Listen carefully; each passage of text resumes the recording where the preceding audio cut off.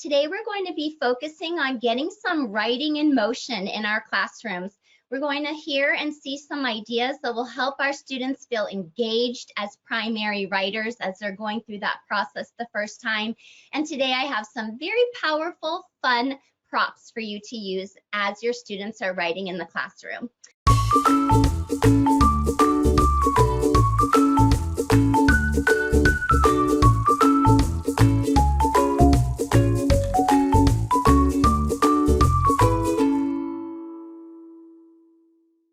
Hi everyone, my name is LeAnna Wolkis Goldstein. It's so exciting to be here with ESGI today to share this wonderful webinar with all of you. Today we're going to be focusing on getting some writing in motion in our classrooms. We're going to hear and see some ideas that will help our students feel engaged as primary writers as they're going through that process the first time.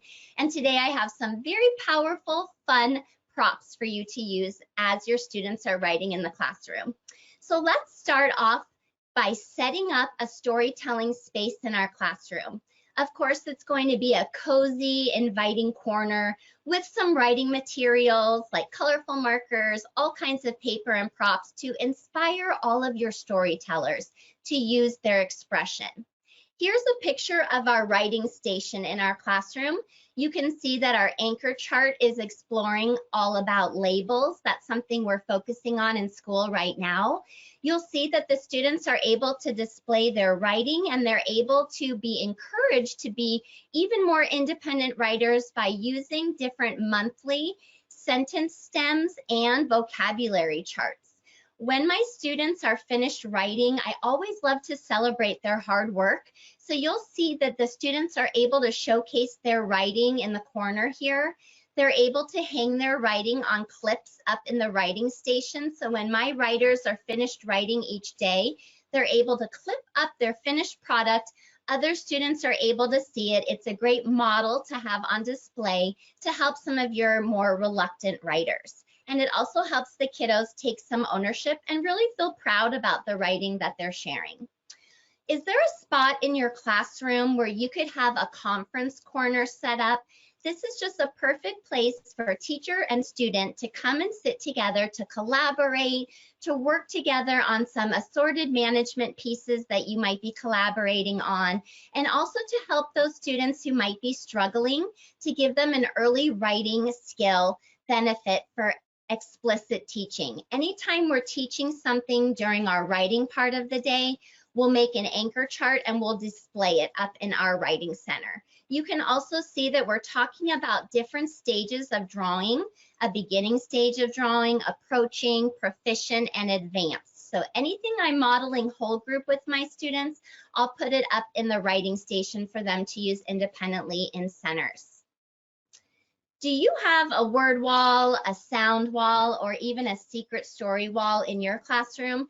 This is a great place for your students to go to read some of your high frequency words or your heart words, to review those robust vocabulary words, and to even work on some of those secrets, the vowels, and the different sounds that the letters are making. We like to turn the lights off and turn on our flashlight, and we sing this little song.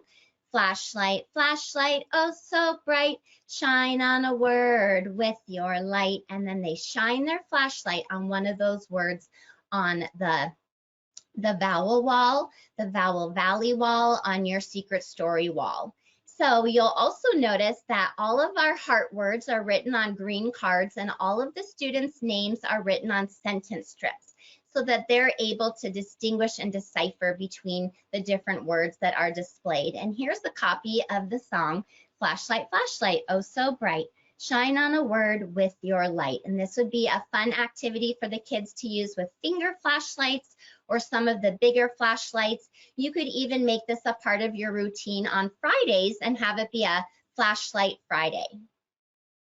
What about a spot in your classroom where you could have a thematic focus chart? Do you have a little pocket chart that you could display in your classroom, and each month the words could change? Or maybe if you're working on a specific theme or a curriculum area, you might have some robust vocabulary words that the students are working on, but it helps the students when they're writing in their journal or they're creating something during interactive writing with you, so that the students have a word bank that they can work from when they're writing, and it can always add to that growing robust vocabulary that they have. They're easily able to pick a word off the pocket chart and then bring it back to their table or their seat and write the word. Well, soon we're going to be voting in our classroom. How about you? Do you have a little area that you could set up in your classroom to be the voting booth? We use our voting booth to talk about which story we want to read or which snack we'd like to eat. The students are able to write their opinion or their vote on a ballot, fold it up and slide it in the ballot box, and then we pick a student at the end of the voting period who can count up all the votes, draw the tallies, and then whichever book has the most tallies, that's the book we're going to read that day, or that's the snack that we might eat. During the school year, we like to change our writing station up a bit. It's always fun to add some new novel activities or add some new elements of fun into your stations. Well, what we did was we transformed our kitchen center or our dramatic play station into Friendly's post office. And here the students are able to take packages. They're able to address them to a friend or a family member. They're able to add a stamp, write a little love note. They're also able to pull some of these little sentence stems off of the pocket chart to write a little friendly message to a friend or a family member. These activities and letters, along with the packages, can go into a mailbox, or they can just be sent home at the end of the day, or even if you have cubbies in your classroom, you can use those as well for the students to start delivering some of the mail. But here you can see we do have a mail station set up in our classroom. Students are able to write love letters. They're able to mail and deliver them to a friend. You can see the students are able to sort the letters by the student's name. They're able to practice real life skills, and they're even able to use their communication skills.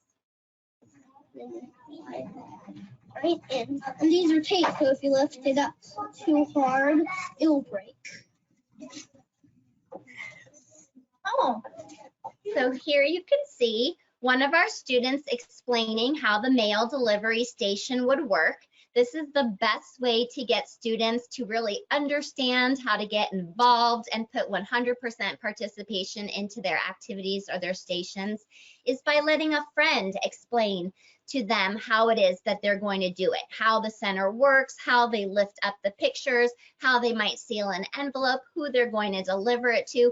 Those conversations are the biggest, best ways for our students to be practicing these real life skills and to use their communication skills. And a little bit of research for you, scores in children's writing behaviors increased significantly after employing dramatic play center activities.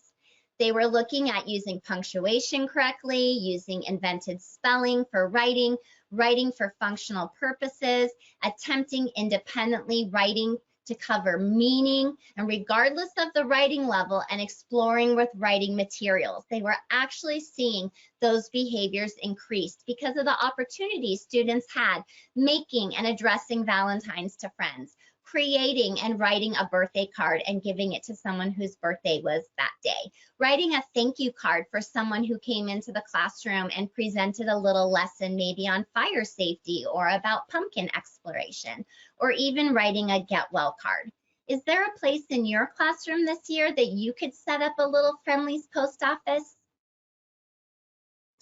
What about during your play stations? Do you have a light table area in your classroom? I've seen people make them, a DIY station, and I've also seen some people buy them. I've seen people write donors choose to receive them as well. But here you can see at our light table, the students are using multisensory learning activities. They're able to build letters. They're able to manipulate and maneuver straight lines, curved lines. They're able to connect letters and lines together. So they're physically making these letters. They're able to reproduce them. They can start building words. You can go over and ask them to tell you what sound that letter might make. And when you're doing these activities, you can easily assess on ESGI. Right here, I can do an assessment on if my students are able to build or write lowercase letters, build or write uppercase letters. I always love to have a writing documentation piece available to my students when they're finished with all of these learning labs and stations that they explore together inside my classroom. So this would be a good opportunity to have a piece of paper where they're actually writing the letters after they build them. Then they can give you that paper, turn it into an I tried my best basket, and you can do a quick assessment on ESGI. What about setting up a sharing station? Your students are going to be working so hard on their writing, building those independent writing skills, and then they'll want to share what they've written. You're going to have more stories being written in your classroom, and you're going to have more children feeling super successful and wanting to celebrate that with others. So we're going to work on that confidence. And why not build an author's chair in your classroom? We just took a blue chair, brought in a stuffed animal, and then set up a little microphone. This microphone, you can actually press down on the pedals and it will cheer for the kids or it will clap for them. But you can just use a regular old microphone and let the kids talk into it. Of course, the kids can clap or do a round of applause. They always love to do those things for one another to celebrate or cheer each other on. They could also just read in a whisper phone. And you could also set up time for the students to get together with a 6th grade buddy. And when the 6th grade buddies get together with the pre-K friends or kindergartners or 1st graders, they can take turns reading their books to each other, even reading their library books or books that the kids are inventing and creating on their own. And don't forget to allow your authors to change their reading voice, to read like a robot or read in slow motion.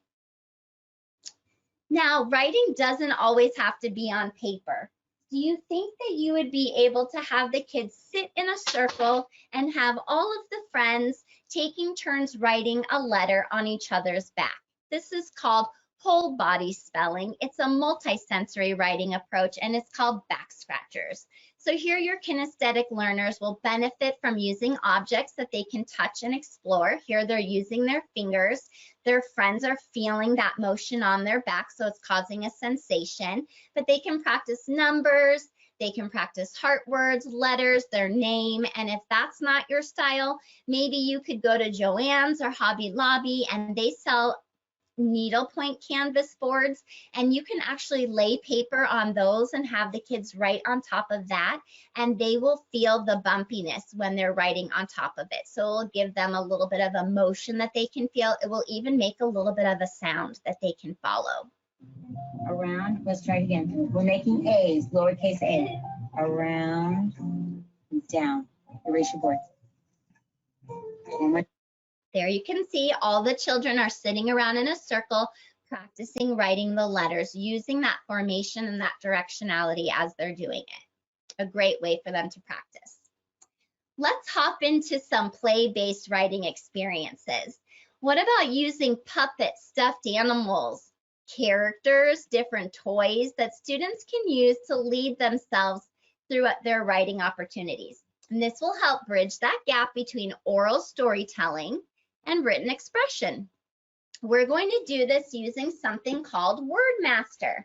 Everybody say hello, Wordmaster. This is our special Wordmaster. Today he's wearing the word the. This is the heart word that we're working on right now. So this would be something I would use in our classroom to help the students. He always holds the power to introduce the new letter, the new word, the digraph, or the blend. And the students can even use the puppets. This one doesn't have sections in the arms, but if it did, they could use the puppet arms to stretch out the sounds in the word to hear those segmentations or those syllables inside the words that they might be writing. But this is a fun puppet prop. Do you have a puppet in your classroom that you could use? And I just clipped this little tag on the front and it allows me to slide in all of our heart words and switch them out. But it makes a nice memorable activity for your students. What about using reading buddies in your classroom? We have a whole basket of monkeys. These are our book buddies, and the children can pull out the monkeys and they can read to them. I tell the children that the book buddies are so sad because they haven't learned how to read, and if my friends could read their books that they've made or that they've checked out at the library, the book buddies would love to read from them. What about making little writing buddies in your classroom? Here I took a pencil and I took a little stuffed animal from McDonald's. You can send out a letter to your parents asking them if they wouldn't mind donating all their leftover little Beanie Babies or McDonald's toys or prizes.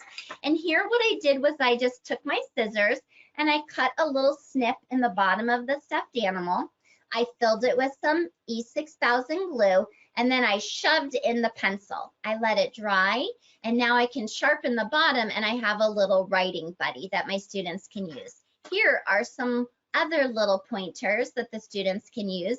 And don't forget this adorable little finger puppet that you could use as a piggy pointer puppet for children to read their words in their books. What about sticker docs? Do you have some of these stickers laying around? Could you use green for the first sound in words that you're writing? What about yellow for the medial sound and the vowel? And then red for the ending sound. That's where our word stops. And I'm just going to plug in my computer. There we go. All right. So here the students were building the letter sounds by pushing up the sound and then writing the letter that makes that sound. And then they pushed all the sounds together to write the word. What about having your students adopt a reading buddy? This is something that I made for my students. I had extra of the little Beanie Babies laying around, and I wrapped them in a little cellophane and I made a little adopt a pet tag. And what the students did was they took these little buddies home after they adopted them, and they used them to read the little books that they were writing to their book buddies. You could even use this in a classroom or send it home with a reading log or a reading calendar, and the children read library books or books that they're writing and making, class books at home with their book buddy and their reading pointers. When students are writing words, do you have some other kinesthetic ideas and suggestions for your little learners? What about using sticky notes? We love to peel and stick sticky notes to charts as we write. We can also use pipe cleaners to build the words. We can use leftover letter tiles or even some fun novel letter cookies. What kinds of things do you have in your classroom that you could make some little furry letter friends and let students have a little more of that sensory input when they're building words and getting ready to write those words down on paper?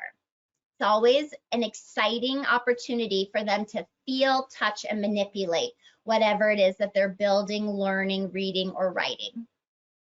Here's an exciting activity using one of the wind-up letters.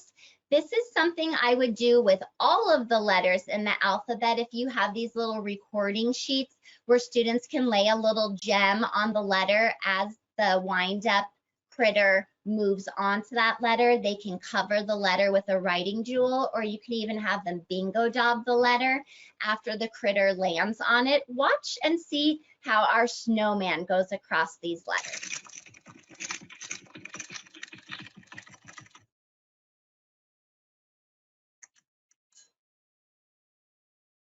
So after you wind him up, he crawls around your letter mat, and wherever he stops, that's the letter the children would write or they would cover or bingo dob on their mat. This is an awesome opportunity to help you with those kiddos who are still working on some of those letters and sounds in your classroom, to use some of the flashcards that you've printed off from ESGI and have them focus on those letters that their snowman is crawling around trying to find. So rather than them looking for all 26 letters, have it just be the 12 letters that they're focusing on in ESGI. Maybe that would even be something you would call out the sound, they would write the letter. You call out the next sound, they write the letter W. And then after they've written all the letters, then the game begins. We love to do rainbow writing in our classroom. This is an excellent idea to use when writing numbers, when writing letters, when writing words. First, what we did here is we wrote our words with a black Sharpie. Then after that, the students wrote the word with a red marker. After they wrote it with a red marker, they wrote it with an orange marker, and so on until they did all the colors of the rainbow. Then to make it a little more exciting, you can use a paintbrush or a Q-tip. They dip it in water and then they rub over their letter, and it almost makes like a tie-dye effect. This would be a great activity for some of those pre-writing skills when your students are reading. It could be a disappearing letter. It could also be for a mystery word. Have you ever thought of collecting some of the river rocks that are down the street or on a hike that you go on every weekend? Next time, bring a little tote bag or your fanny pack and fill it with some of these river rocks. These are now going to become your sight word stones. And so what we did was we wrote some of our sight words on them. The students get to pick them out of a basket, and then they get to order them into a sentence. They can write the words, and then they can illustrate a picture. So it just adds another dimension. It's kind of like thinking outside of the box. And it's coming up. A lot of candy is going to be shared in the next couple of weeks. Why not send an email to your families asking if they could send in some of those empty candy wrappers? These are perfect to laminate, hole punch, put on a ring, and then let the students write a list of their favorite candy. And what could be better than writing your list of favorite candy with a stencil? Yes, these stencils are not just any kind of pencil, but they smell. So this one smells like grape, and your students can smell as they write their favorite different types of candy words. They will not want to stop writing this. And what could be better than assessing on ESGI if your students can read and recognize environmental print? That's what you'd be focusing on using this activity. In your classroom as a fun station, a novel activity using the stencils, but also gathering some data on your littlest of learners. Napkin books are my absolute favorite. We use a different napkin every month. And here you can see we're using carrot napkins, and we're talking about first, next, then, and last. Miss Flo, look, I'm planting. Look, I'm watering. I am waiting.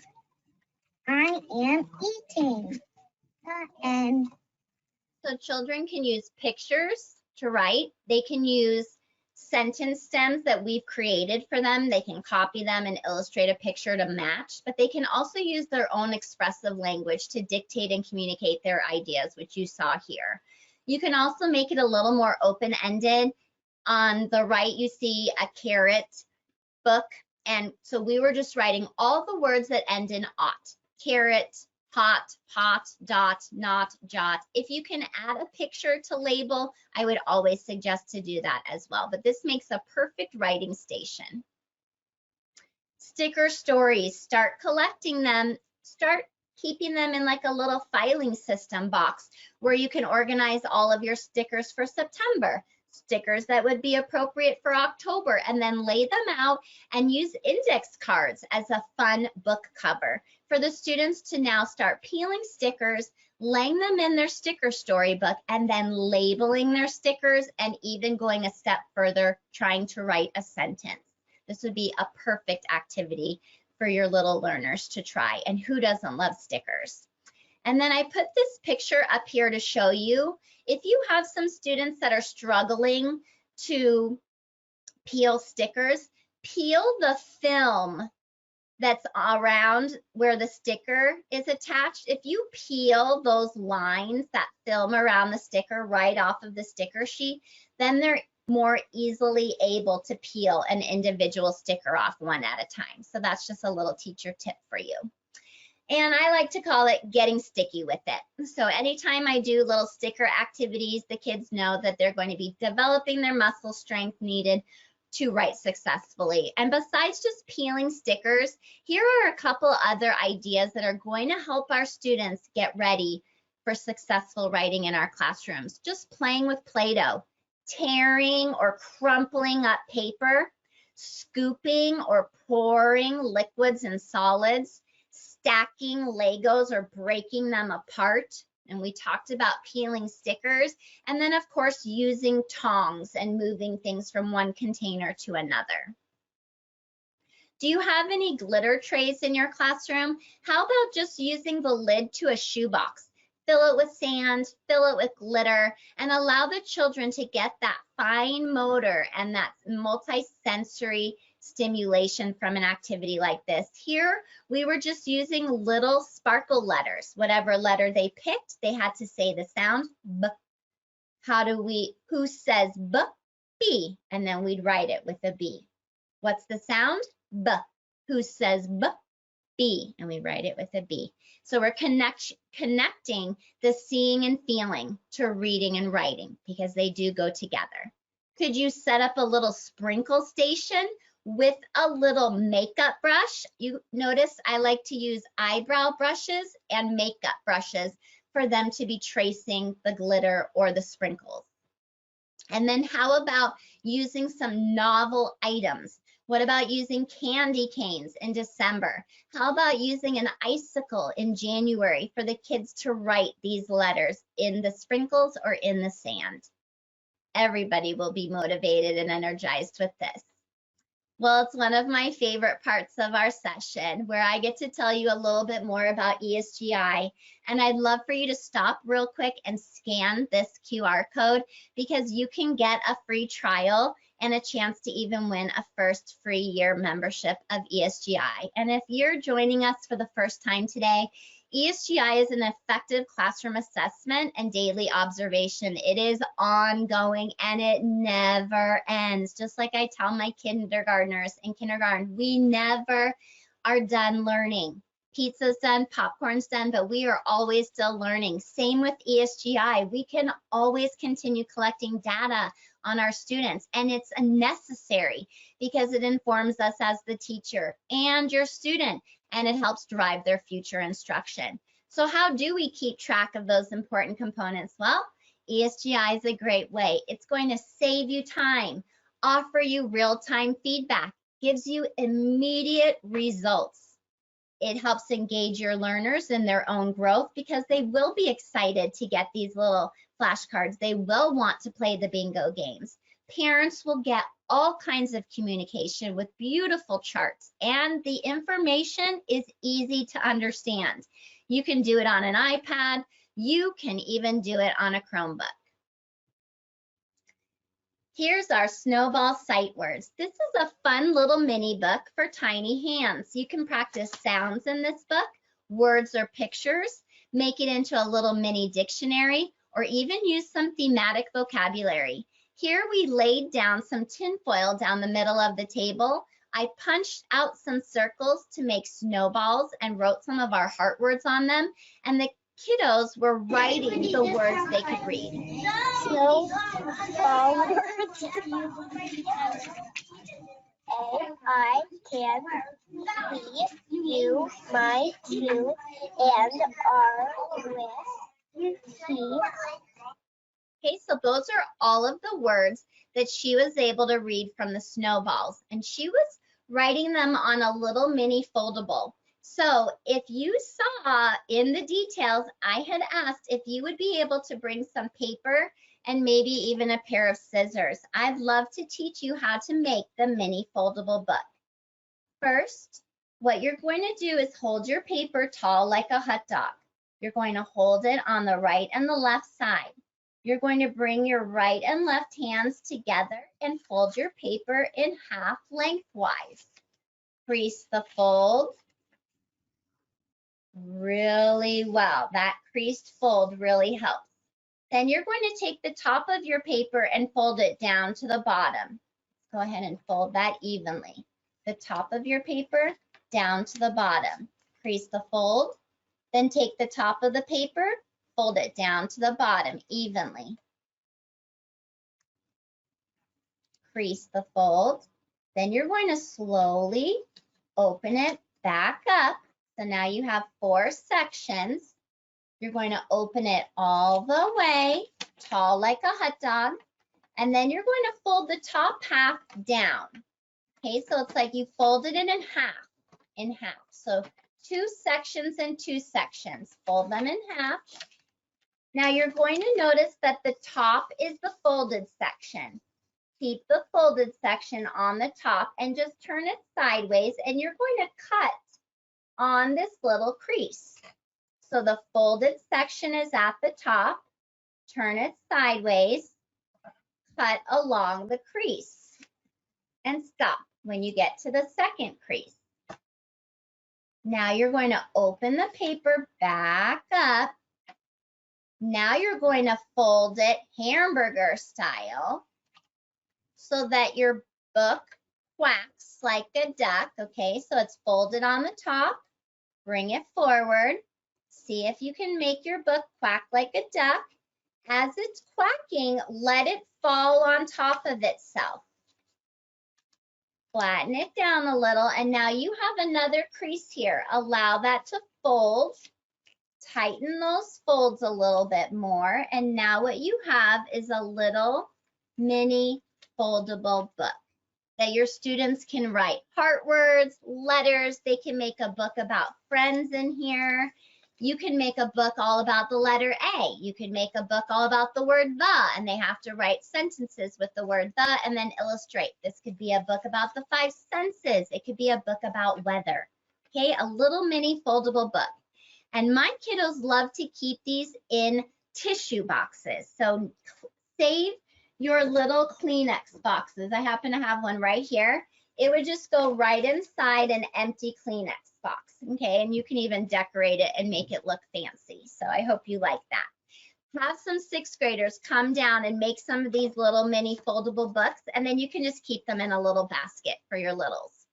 So now let's talk about some daily read alouds that we can use in our classroom to get students excited about writing. This one I love to use when I introduce crayons. So before my students even get crayons, I read to them the story, Harold and the Purple Crayon, and then we draw with purple crayons. When we're turning squiggles into something, like, I don't know if you've ever done those little transformation books, this story is amazing for that activity. It's called The Squiggle. And it's perfect to read before you give your students little black squiggles and allow them to create their own little doodle book. How about when you introduce pencils? Before my students even received their first pencil, I read to them this story, The Pencil, and then we practiced using pencils in the classroom. When you're about to write your first story, I would love to suggest reading Rocket Writes a Story, or even the book, How to Write a Story. These are perfect mentor texts for your students to be using in the classroom and to be using that literature and those experiences in storytelling to write their own stories. And I always love to have my students keep stories that they're working on in a Sparkle folder. How about hair? We spend days just talking about different types of hair that they can draw on some of their characters. We like to read the story Straight Hair, Curly Hair, and we even read the book Crazy Hair Day. And then we take time drawing circle heads and illustrating different types of hair. This is a perfect opportunity on ESGI to do an assessment called Concepts of Print.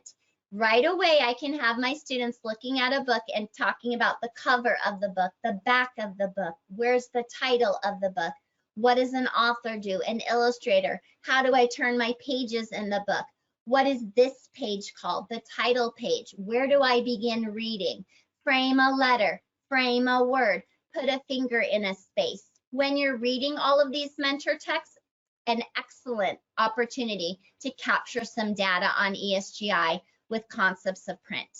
And here you can see a picture of some of my how to draw rings that I use in our Wonderland.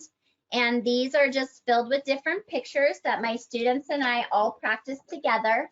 and then it goes on a ring and it hangs inside the writing center. What about practicing lines? Did you know that children as young as 2 years old begin to imitate the act of writing by creating little drawings or symbolic markings? And that is representational of their thoughts and ideas. So give them the opportunity to draw straight lines, hills, dots, circle chains, zigzags. That will help them when drawing settings in their stories, and it will even transfer over into letter formation. Now, this is one of my favorite tools in the entire world. This is called a stapleless stapler. And if you've seen me share before, you know how much I love this stapleless stapler. I'm going to show you how I use this in my classroom. Well, gone are the days of children hurting themselves with real staplers. This is a stapler that will actually attach 2 to 5 pieces of paper together without a single staple. You just press down and release, and it does like a little origami fold to hold all of the pages together. So I've brought home 3 yellow pieces of paper. I'm going to try to line them up, and now I'm going to slide them in the little slot, and I'm going to press down. Lift up, and you can already see. I'll do it one more time at the top. Press down. And what you notice is that it's almost like a stab binding. It's like an origami fold. It cuts, folds, bends, and tucks in the little flap. So now you have a little mini book that your writers and readers could create in the classroom. And no hurt fingers, right? Let's all do a little round of applause for that. But it's safe for kids, and it's perfect for your little readers. And then after they create their own little book, give them this special little button. You can make these buttons. You can print them out on your computer. You could even just take a sticky note and stick it to a friend, or make a little reminder bracelet. And what it says on it is, read a good book lately? Read one of mine. Do you think the kids wear these with pride as they walk out the door with their little mini books that they make? They sure do. I invite you to try that opportunity in your classroom. Now, some of us feel really comfortable with technology, and others are a little hesitant. I'm going to show you some simple digital storytelling apps that are going to allow your students to be creative and narrate their own stories. Our first one is ChatterPix. This is a free app you can use on your computer, and what it does is it allows you to take a picture.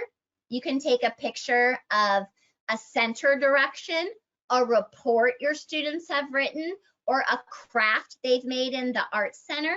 And then when you use ChatterPix, it allows you to move the mouth meter to where the mouth is on your object, and then you get to record a story. Now look what I did for when the gingerbread kids came. Oh my boys and girls, last night while I was getting ready for bed in the classroom, I noticed the gingerbread boy and girl were running up Miss Wolkis's step stool and onto her table. Then they jumped up onto her lamp and leaped for the clothespin. They're hanging up there. I think they might be there all night till someone gets in. Please send help. So this would be a perfect morning message. You could do this yourself. Take a picture of an image in your classroom, go home, upload it to ChatterPix, and make this little story for your friends. What about the quick voice recorder? This is something on your phone that you can download. It is also free. And when your students are reading their stories that they've written, or they are orally dictating a story to you, you can be recording it on your phone with the quick voice recorder. It will allow you to save the story. You can title it, like it might say Brandy's story or Kristen's quick voice message. And then you can actually email it to families, upload it to Seesaw, or include it in a newsletter that you send through your emails. What about Wheel of Names? Raise your hand if you have tried this and you use it frequently. Well, I'm going to show you a few fun ways to use it in your classroom. The first way I love to use it is with student names. We'll put all the student names on the spinning wheel. We'll give it a spin, and then whatever name it lands on, that's the student that we're focusing on. So that might be the student of the day, the student of the week. We have to write their name, their favorite color, their favorite food, and their pet. So that's an exciting way to do it. What about using it for spin a letter or build a word? So maybe you're working on word families or CVC words. It can spin, then the students write that word and illustrate a picture. Or what about a different type of writing spinner? When it spins, maybe you're writing a letter. Next time it spins, maybe you're writing a recipe. Next time it spins, maybe you're writing a list. And these are perfect opportunities to capture this knowledge in your writing journals and immediately assess on ESGI. What about a Mad Minute? Could you set a timer? Did you know that you can download all these free timers on YouTube? 1-minute timers, 2-minute timers, 5, 10, 15, 20, 30-minute timers. And what I do is I play music in the background, set the timer, and my friends work with a partner. We get some fun pencils, like this pencil, for example, and they get to write as many words or draw as many pictures as they can think of that begin with A or start with B. That's an excellent activity too. And what better yet, have them do it on a special think sheet. Then you can collect them after and collect some data. Now, our last digital tool I'd love to share with you is a way to produce and publish your students' writing. After you've been doing all of these exciting things, how can your students publish it? My favorite is Student Treasures. If you go to studenttreasures.com, they will actually send you a free book kit. You can publish a book as a class. Parents can buy their own copy, but no matter what, you will get a free copy for your classroom. My favorite part of this session is about writing props. How can we take things like magical pencils, fancy paper, and stamps to make writing experiences pop? I always love to start with our brain beads. My students rub their brain beads on their forehead to ignite their brain buttons and to use their thinking machines. Do you have some beads that the kiddos could wear every time it's time for writing time to boost their brain? What about different types of answer boards? Doesn't always have to be writing in a journal. Could you write on a solo plate? Could you write on a margarine lid? Those are easy to erase with just a dry erase marker. You could even play a game called Showdown. They write their word, write their letter. You say 3, 2, 1, showdown, and they hold it under their chin. And right away, you could do an assessment that way too. What about setting up a claymation station in your classroom? Students could match the letter and say the sound. They could build the letter out of Play-Doh. You could even take it a step further and have them build words.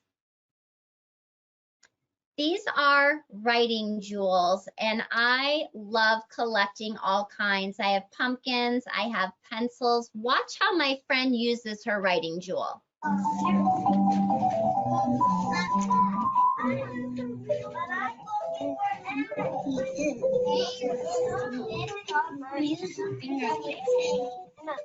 Okay, so what she's doing is she's using the writing jewel to put spaces in between her words. And every month I give my students a different thematic writing jewel, and it is the perfect way to get my friends to make sure that there are spaces in between their words.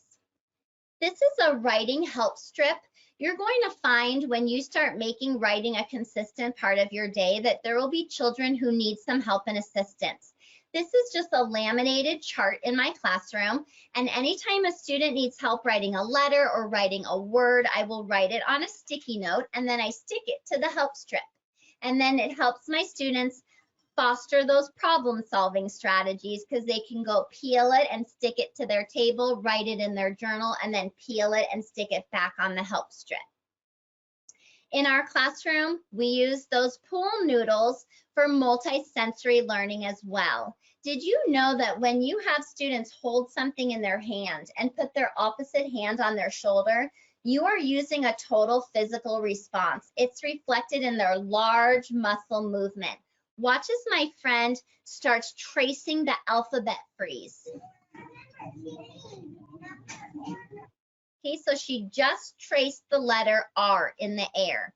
When they're doing these things in the air, it then puts it in the brain. It's like invisible writing going into their knowledge.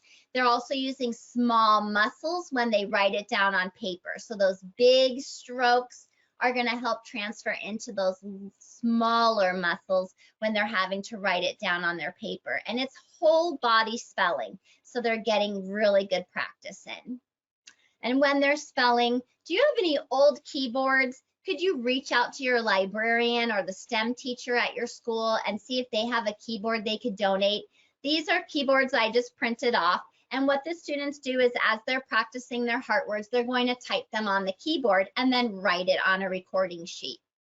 Now's your time and your reminder to start collecting those keyboards. You pretty much only need 3 or 4, enough for a station.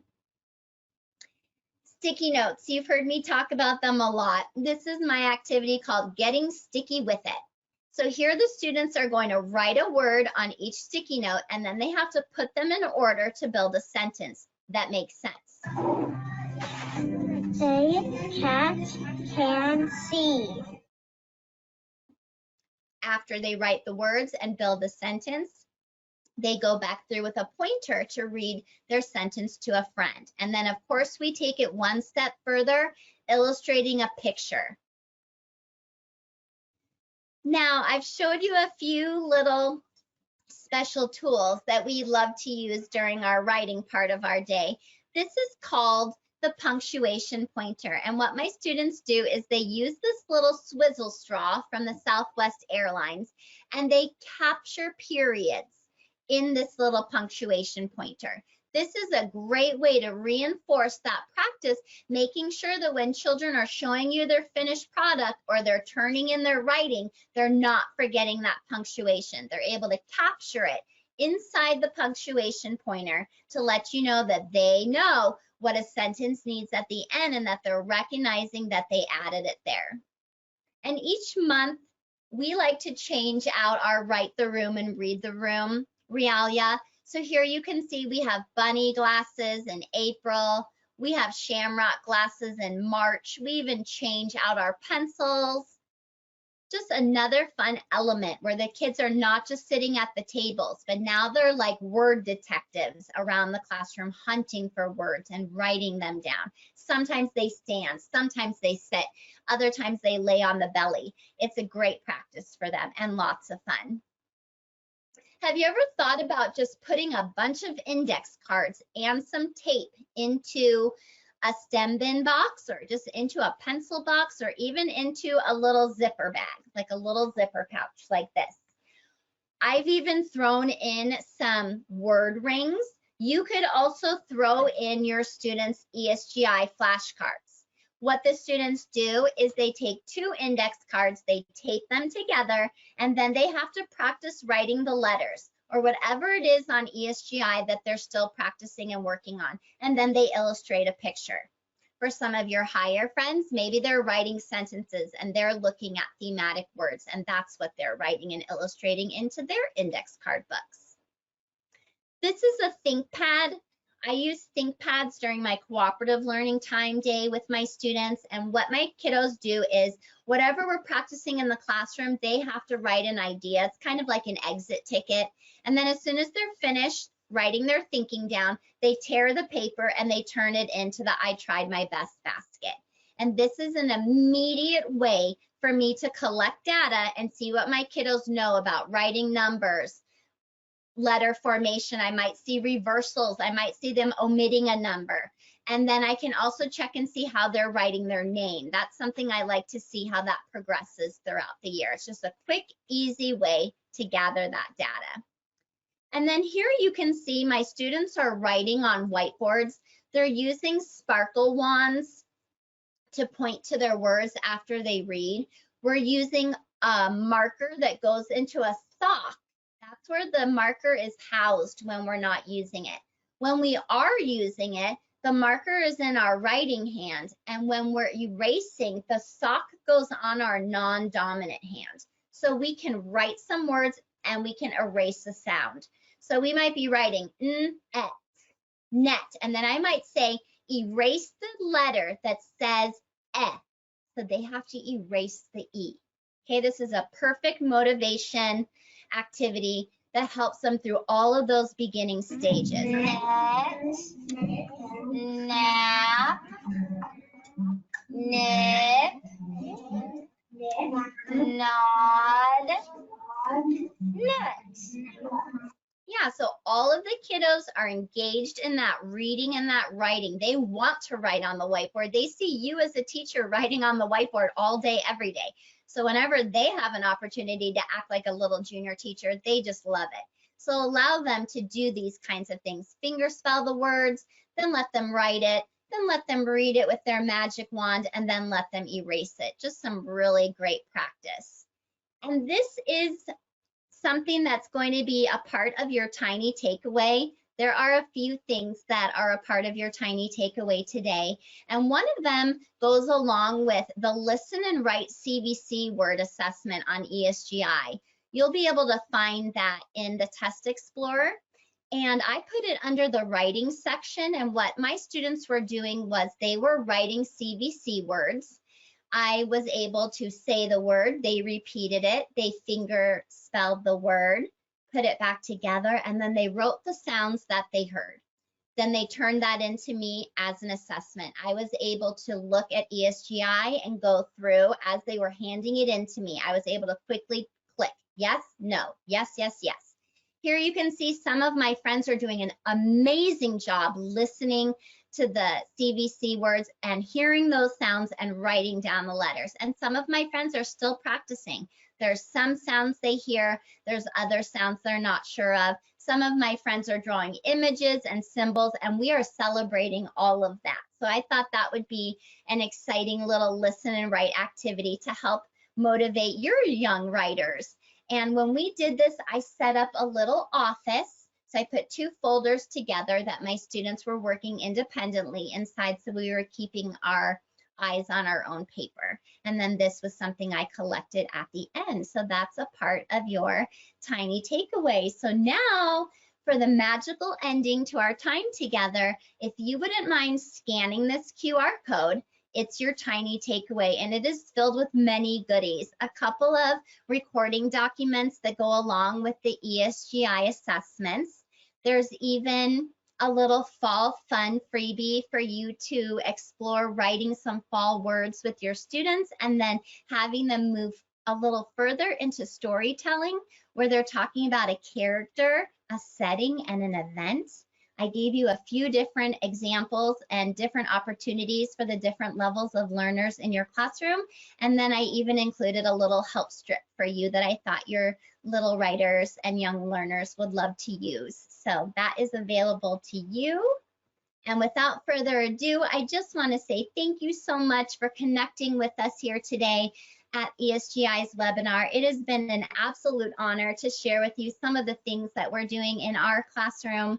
The children just love writing, and I hope that yours do as well. So thank you for letting me share with you some powerful props to use in your classroom, and I hope writing is one of your favorite parts of your day.